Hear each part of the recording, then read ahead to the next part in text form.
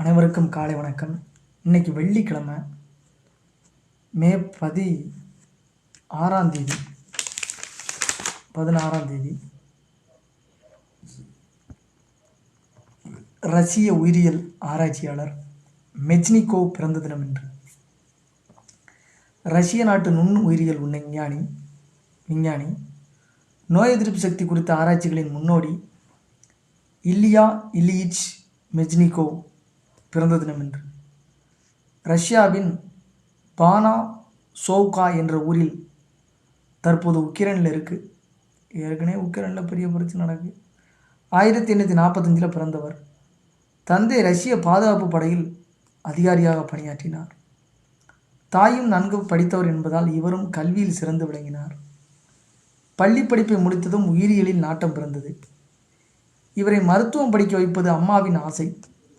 ஆனால் உயிரி அறிவியல் கற்க விரும்பிய இவர் கார்கிவ் பல்கலைக்கழகத்தில் சேர்ந்தார். அங்கு 4 ஆண்டுகள் கல்வியை 2 ஆண்டுகளில் முடித்தார். நேற்று ஒருத்தர் முடித்தார்லாம் அந்த மாதிரி. நேற்று யார்? பியோரி கீரி. வடகடலில் உள்ள ஹெலிகோலேண்ட் தீவில் கடல் உயிரினங்கள் குறித்து ஆய்வு செய்வதற்காக 1864 ஜெர்மனி சென்றார். அங்கு உயிரியல் ஆராய்ச்சியாளர் ருடால்ஃப் லுகார்ட்டுடன் இணைந்து கீசன் பல்கலைக்கழகத்தில் ஆய்வுப் பணிகளை மேற்கொண்டார். நூல் புழுக்களில் காணப்படும் தலைமுறை மாற்றங்கள் குறித்த தனது முதல் அறிவியல் ஆய்வை லுகார்ட்டின் ஆய்வுக்கூடத்தில் மேற்கொண்டார். பிறகு மூனிச் அகாடமியில் ஆய்வுகளை தொடர்ந்தார். தட்டை புழுக்களில் காணப்படும் செல்லக செரிமானம் குறித்து கண்டறிந்தார். தொடர்ந்து பல ஆய்வுகளில் ஈடுபட்டார். 1867 ரஷ்யா திரும்பிய இவர் ஒடிசா பல்கலைக்கழகத்தில் விரிவுரையாளராக பணியாற்றினார். செயின்ட் பீட்டர்ஸ்பர்க் பல்கலைக்கழகத்தில் சிறிது காலம் பணிபுரிந்தார்.